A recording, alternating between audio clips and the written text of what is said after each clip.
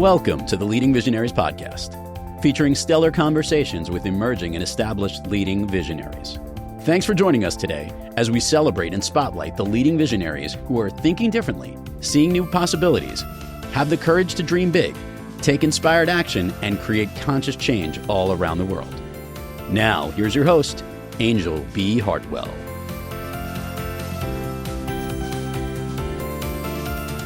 Welcome to another episode of the Leading Visionaries podcast, where we celebrate the ingenious, insightful, innovative, and inspired leading visionaries of our time and provide our listeners with world-class examples of the kind of courage, clarity, and confidence it takes to bring visions into reality. This is your host, Anjel B. Hartwell, and today we welcome our special guest, Kate DiLeo. Kate is a brand architect, #1 international best-selling author of the book Muting the Megaphone, and founder of the Brand Trifecta, the top branding SaaS product that has helped thousands of organizations craft brands that bring more prospects to the table, more users who click, and more customers who buy. Kate's approach is rooted in the belief that brand is the path of least resistance to revenue. She teaches you to eliminate complex and ineffective storytelling by delivering a simple yet provocative message that tells prospects what you do, how you solve their problem, and how you differ from the competition. The outcome? Brand conversations that convert. So welcome to the show today, Kate. It's such a good way to have you. I'm so delighted to have you. Well, thank you so much, Anjel. It's a pleasure to be here. I'm really excited.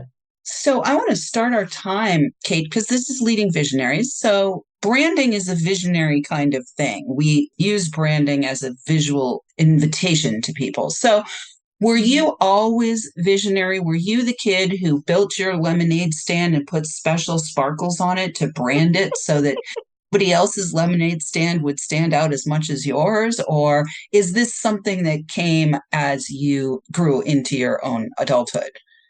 You know, I think that there were threads of it throughout my life, but I really recognized that my path into branding was a bit zigzag. It unfolded like many of us. I think that we don't always know what we're called to do until we start doing it. And so it wasn't like I woke up at 6 years old saying, I'm going to be a brand expert, or that I went to college for that, and especially because my side of branding is actually the writing side of branding, the messaging side of branding, that promise of what we put into the world. Actually, if you asked me for a graphic design of any sort, I'd give you a stick figure. So we don't, that is not my visionary talent. Okay. But, it's funny because, and maybe others can relate to this, I actually had intended to pursue something totally different for my college years. I wanted to pursue a PhD in linguistic anthropology, which is the study of how language shapes culture and how culture shapes language. And I was ready to start postgraduate work when the market crashed. And it was really because I had a professor say, just go get a day job, come back after a few years. We don't really know where this field is going to be. It was because of that I actually dove into sales and marketing kind of by necessity. Mm-hmm. And it was because of that experience of having to go into the workforce that I stepped into my purpose.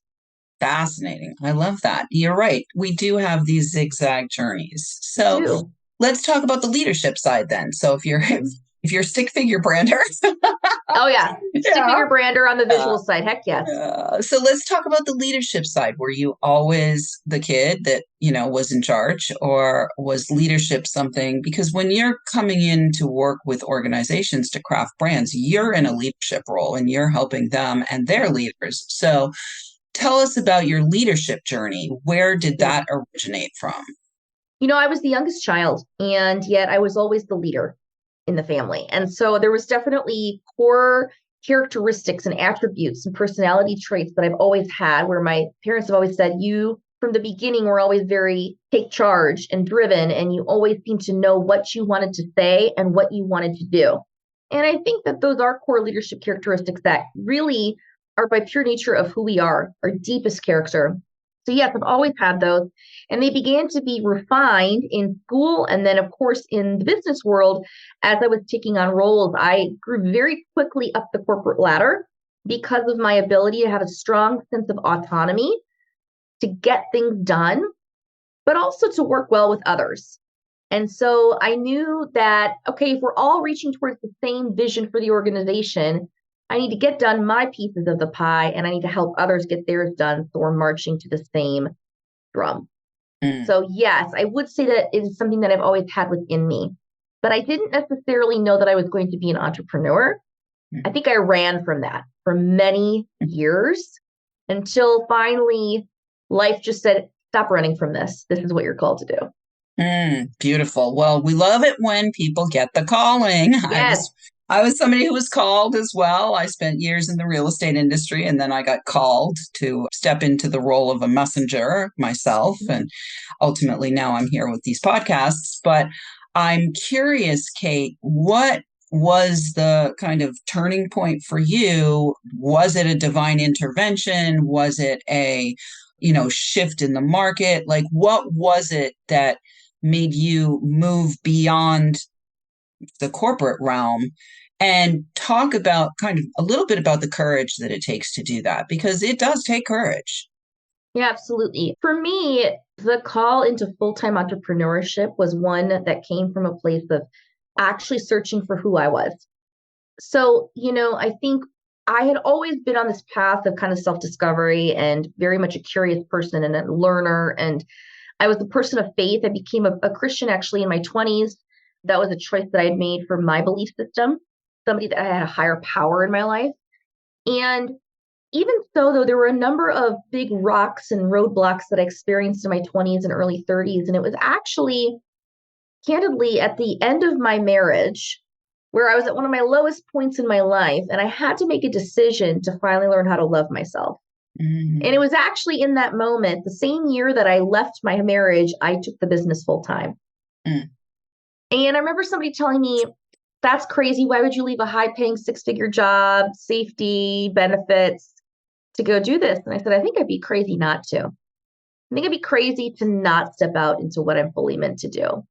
And sometimes we get that, almost that guttural feeling of like, if I don't do this now, this is going to be catastrophic for the rest of my life. And that's what I had at 33 years old. There was no going back for me at that point. It required a lot of courage, a lot of faith, a lot of tenacity. There's core words that I live by: faith, laughter, resilience, gratitude, generosity. And I needed all 5 of those things to really decide that I was going to do this. I love it. Well, you and I share a lot. I did the same thing when I divorced my first husband. It was after the divorce was final, literally within 3 months of the divorce being final. It was like I was out of my business partnership and real estate, and I was on the path to self-employment as well. And so we do share that parallel. I love these words, faith, tenacity, resilience, gratitude, and generosity. And laughter. And laughter. Oh, got to add laughter in. We love laughter. Yes, indeed.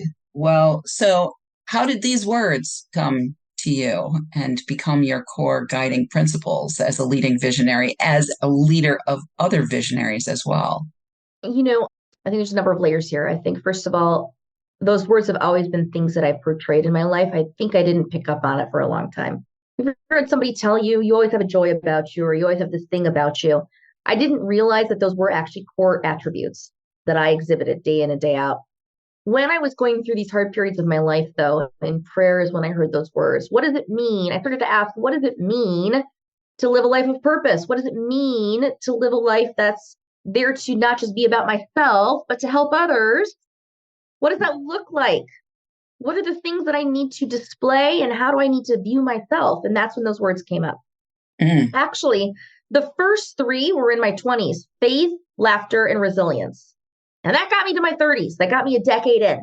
And then when everything hit the fan, gratitude and generosity. What was interesting is, at the time when I took my business full time, I remember praying and saying, I want to be a person that's generous with my time and my talents and funds, and I want to help. And I remember hearing very clearly one day in meditation, you cannot be generous with that for which you are already not grateful. Ooh, that's a good You one. must understand gratitude for what you have in order to be generous with what you've been given. Wow. Powerful. Powerful, And Kate. that shifted a lot for me. I would imagine it did. Yeah, absolutely. Yeah, definitely mind blowing. And, I think that there are people out there, I would say there are people out there who want to be generous, and what they're really doing is not real generosity because they're not in gratitude. It's more generosity in the form of kind of almost manipulation, right? Right. Right. Which is not the same. It's not the same. When you're in gratitude, I like to say gratitude's the currency of the universe, and currency is gratitude in action. And when you're It in is. gratitude, then you have this overflow. And then from the overflow, you can be deeply generous. Well, let's talk then, Kate, about as you stepped into your entrepreneurship, tell us about the brand trifecta. Tell us a little bit about what that means, what this product is. Help us to understand a little bit more about what your business is about. Absolutely. So, I mentioned earlier that I stumbled upon entrepreneurship. And I think it was because I stumbled upon my expertise. And it was really through the practice of actually taking a number of jobs in corporate America where all of a sudden people started, I couldn't spot it myself. People spotted it. And they say, oh, if you want something wordsmithed, call Kate. If you want her to work on the message, call Kate. And I was like, oh gosh, this is a pain, but sure, I'll help you with that email. I didn't realize that it was a talent for many years, but it was actually through pure necessity that I stumbled upon this method of branding called what I call the Brand Trifecta. And it's really the three messaging components that in the first 30 seconds of any conversation or when somebody hits the homepage of your website, what are you saying to authentically compel your prospects to want to have a conversation? It's all about conversations.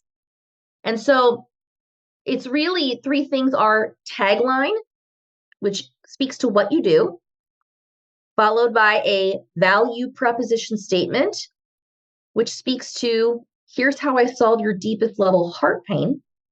Because at the end of the day, that's what we do is we solve heart pains. And then number three, differentiator statements. The 1, 2, 3, maybe 4 big bullet points of how you're different and better than the competition. And so it was those three things in that order that compel people to take the next step and ultimately engage or buy. So that's the method, Angel. And then what I've spent the last 10 years doing is working with hundreds and hundreds of companies as a consultant. And now through my product, my actual digital platform that allows companies to go through that very same brand trifecta method and come out the other side with their messaging built so that ultimately they are seeing a shift in revenue. Yeah, I love this idea of let's have the messaging work for us, especially in the 20 years that I've been in an entrepreneurial space, particularly in the personal and professional development space. Of course, we've had this explosion of platforms and we've had this explosion of people who are stepping into entrepreneurship. And we also have this explosion of the fallacy that if you just put out more content, people are going to come and buy from you. So we're going to take a short break. We're going to take a short break. But when we come back, we're going to talk about your book, Muting the Megaphone, which I have a feeling might have something to do with what I just said. Yes. But right now, listeners, are you a leading visionary or in the role of leading other visionaries? Consider joining our community and sharing your feedback and takeaways from each episode. We invite you to join us and support this podcast by making a donation at leadingvisionariespodcast.com. Interested in finding out more about how you can receive support for getting your vision out of the air and onto the ground? You can apply to qualify for a complimentary conversation with me or a member of my team by clicking the Connect with Anjel button on the website. Be sure to share this show in your own spirals of influence with the people who you think might benefit from our content. I want to say a huge thank you to our listeners who are downloading, rating, and reviewing. We are already up to 12 countries around the world, which is very exciting. And we are welcoming thousands and thousands of downloads. We want to shout out this week to our listeners we might as well shout out to our listeners in Minnesota here in the US, and also our listeners in Ireland and Sweden. And we will be right back with Kate DiLeo. The Leading Visionaries podcast is brought to you by the Creative Age Consulting Group. Are you the one who thinks differently, who is called to create a significant conscious change in the world, who is seeing and dreaming of a better way for your industry, your community, humanity? Creative Age Consulting Group is hired to guide leading visionaries just like you who want to break through the static in order to clearly express and confidently enroll support for their vision in a way that makes it inevitable that it will come to pass. Your word is your wand, and as the leader, your ability to articulate and communicate your vision is essential to its materialization and monetization. Please enjoy with our compliments a free copy of the book, Be Heard by Millions and Live Your Destiny, which was a #1 new release in 3 categories to get you started. The book is yours by visiting gift.leadingvisionariespodcast.com.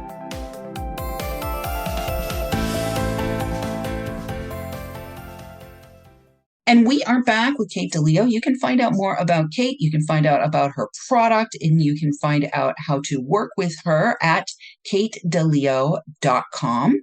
Just go to katedileo.com. We will have that for you in the show notes. So before we went to the break, Kate, we were talking about, the last 20 years as the internet's kind of exploded and all these platforms and social media and Instagram and Facebook and all the things. And a lot of people, moving into the entrepreneurial space, and especially in personal and professional development. Obviously, same goes for other types of companies, but the personal and professional development industry for sure. There's been a lot of, they call it content marketing, Right. where people are just vomiting out all of this content and not making, at first, at the very beginning, it might have done revenue for some people at the very beginning. But now it's just like a gigantic white noise wall of garbage that, It's incredibly hard to penetrate. So I'm curious about your thoughts about that and about your book, Muting the Megaphone, which I am sure has something to do with what we just talked about. You are spot on. Yes. So the book, Muting the Megaphone, is all about stop telling stories and start having brand conversations that convert. And megaphone marketing is just what you described. It is this inundation of information. Now, if we rewind in the last 10 to 15 years, we actually had kind of what I call the glory days of marketing that happened just after we were coming out of the recession. Okay, so finally marketing was back on the scene. We were going to invest dollars here in the United States. The world economies were shifting, and we go, wow, we need to do more in this digital era. Okay, great. However, at that time, everybody said you needed to do everything. The reality is that today's consumers do not want to be inundated with tons and tons of content. Hear me out on this, though. Do I believe good content has its place? Yeah.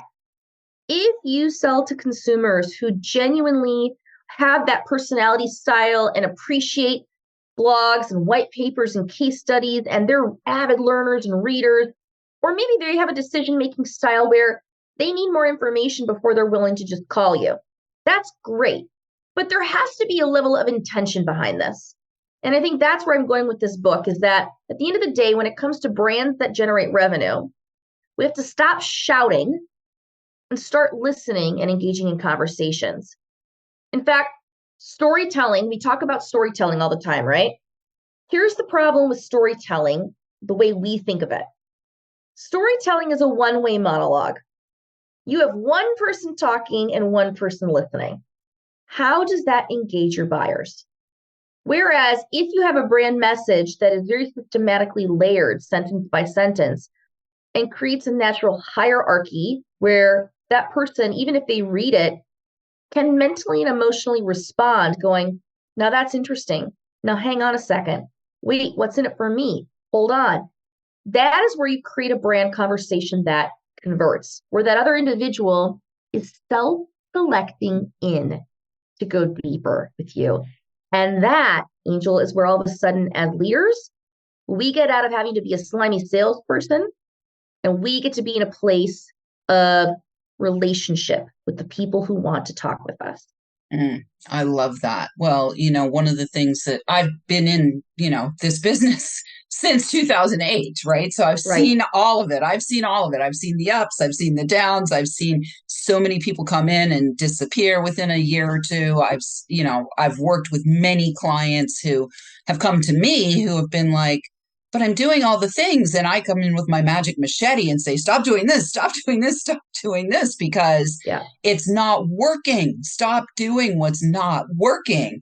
I love this idea of systematically layering in the messaging so that there's an emotional response. That's right. And one of the things that I have chosen in the last probably 2 or 3 years for me in my business, probably 3 years, I just said, I am done chasing. I'm done chasing clicks. I'm done chasing likes. I'm done chasing, likes are not lucrative, No. right? And clicks are not cash flow unless it's converting. So let's talk about some of the clientele that you have served both as a, consultant as well as now with your product. I'm really curious about both, who are the types of people that you end up serving in a,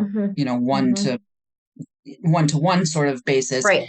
Who are the people you serve with your product? Absolutely. By the way, I love what you just said there about clicks not leading to cash flow. I always say you are not in the business of convincing. You're in the business of converting. It is not your brand's job to speak to anybody and everyone in the world, hoping they will buy. In fact, just because technically speaking, you could serve them and they could find value, the reality is that most of them won't. Your job is to serve the ones who are at the highest point of readiness, who deeply resonate with your message and can immediately go, now that's interesting. Yes, let's have a conversation. That's what your brand does when you have that layered message. And my book unpacks how to write that, your tagline, your value prop, your differentiators. So you're curious about how do I write the message? That's what the book does. And that's actually what the Brand Trifecta product does, both in my consulting projects one-on-one and through the program, the Brand Trifecta. We take you through the systematic hierarchy of how to write that message. And then how do you deploy it? Now, one-on-one, Anjel, you asked, who do I serve? Visionary entrepreneurs. That's who I get in the room with. In fact, I will never take a project for small to mid-sized companies if the founder is not in the room. It will literally not happen. And why is that? Because I believe that founders hold the keys to the brand. It's extremely personal, isn't it? Even if you have a team, your business is very much tied to what? Purpose.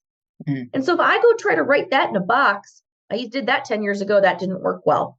On the product side, what I did is I built this digital platform to serve more people. Maybe they can't necessarily afford or have the time to have me in the room with them.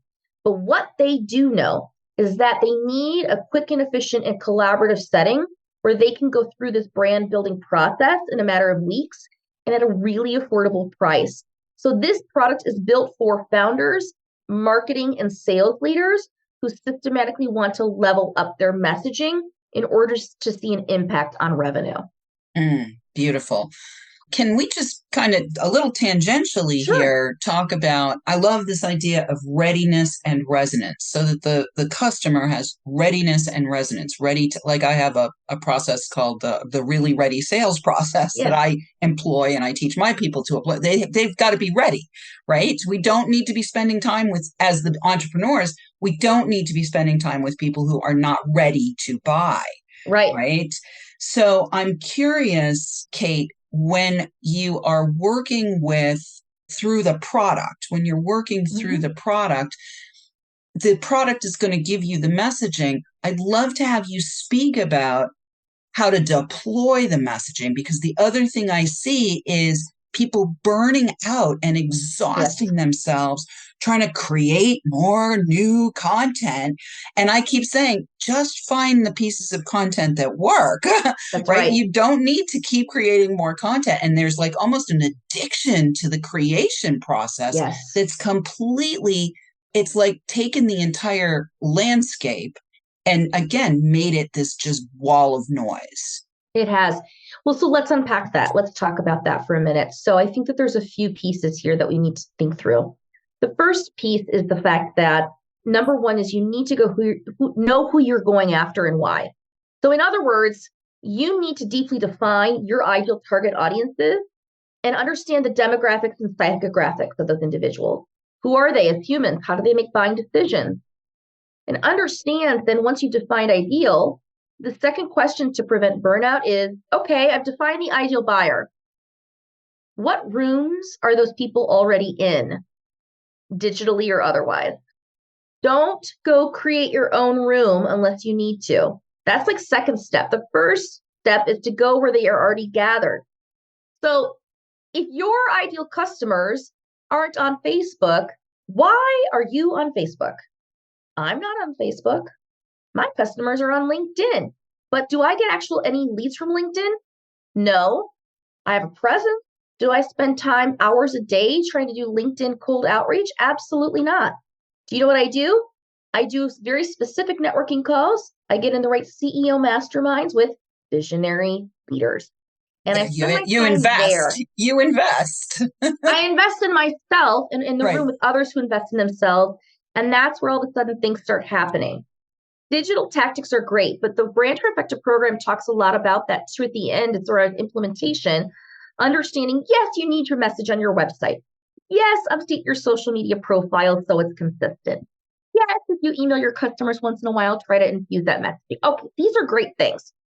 In fact, yes, update your proposals, your slide decks, statements of work, one-page sales sheets.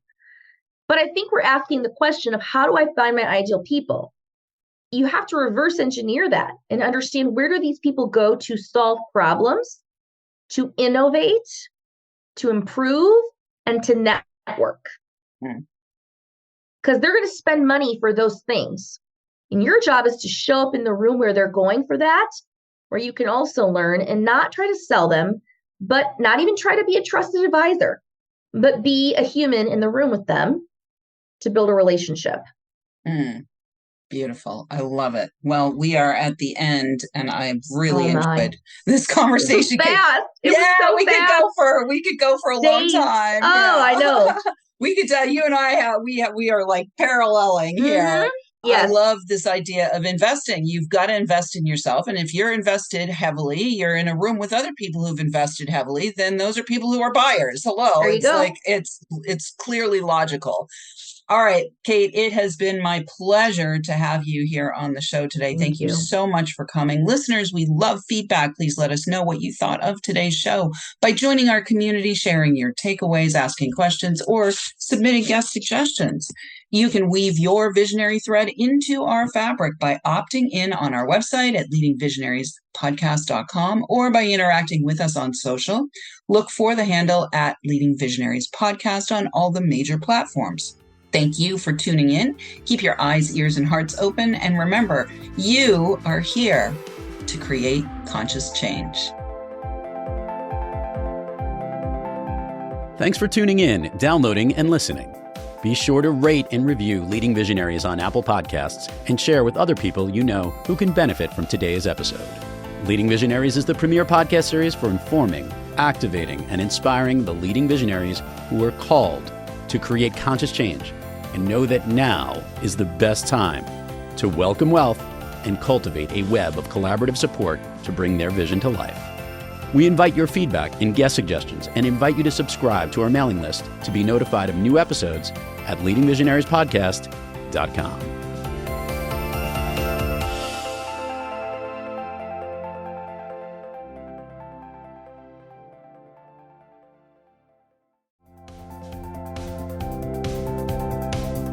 The Leading Visionaries podcast is brought to you by the Creative Age Consulting Group.